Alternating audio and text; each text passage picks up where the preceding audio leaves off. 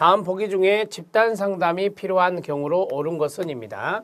자, 19번 문제 별표 치시고요. 우리 전공서적에도 또한 수험서에도 있는데요.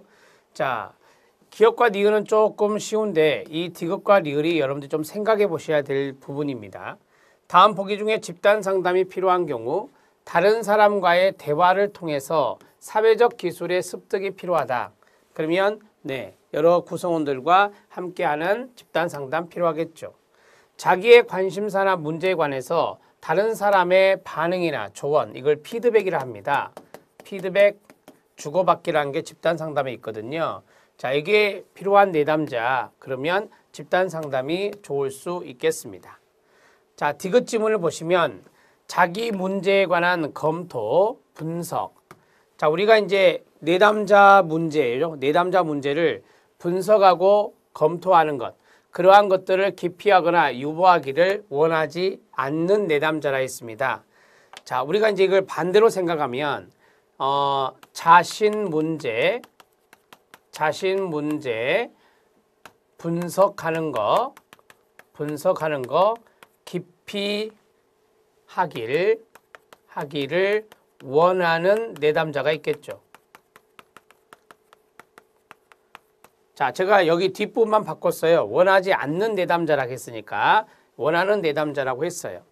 여러분, 이 집단 상담은 관망적 자세가 장점입니다. 관망적 자세로 있을 수 있다라고 하는 것이 장점이에요.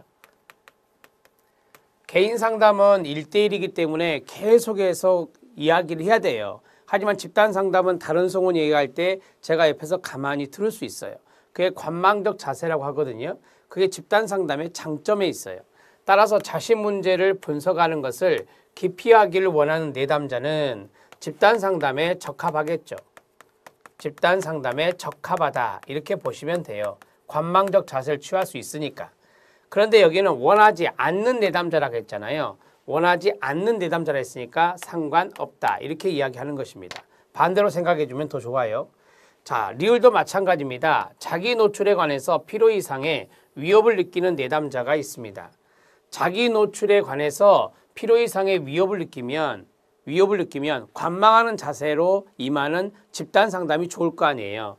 네, 이거는 집단 상담에 적합해요. 집단 상담에 관망적 자세로 임할 수 있다는 것이 장점이기 때문에 집단 상담에 적합하다, 이렇게 생각하시면 됩니다. 자, 기억과 니은 선택하시고요. 디귿은 아니고 리을이 맞습니다. 기억, 니은, 리을 3번이 답입니다. 19번 문제는 이런 패턴 잘 나온 적 있습니다. 정리해 주시고요. 3번이에요. 20번 문제 들어갑니다. 자, 다음 보기 중에 인간 중심 상담이 나왔습니다. 쉬워요. 효과적인 집단 상담자의 기본적인 태도. 자, 제가 뒷부분만 가로쳐 볼게요. 진실성과 솔직성, 긍정적인 수용, 그 다음에 무조건적 긍정적 존중, 그 다음에 공감적 이해. 모두 맞습니까? 네, 모두 맞습니다.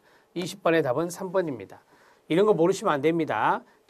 이러한 것들이 바로 인간 중심 상담에서의 주요 원리죠. 답은 3번. 자, 이제 21번 문제 들어갑니다. 자, 21번 문제는 다음 보기 내용은 무엇을 의미하는가 라고 했습니다. 집단 성원들이 어느 정도 한 공동체로 활동하고 있는가를 보는 척도라고 합니다. 공동체의 동그라미 별표. 이 특성은 집단의 사기라든지 집단 정신, 사기의 별표. 자, 이것과 관련이 된다고 합니다.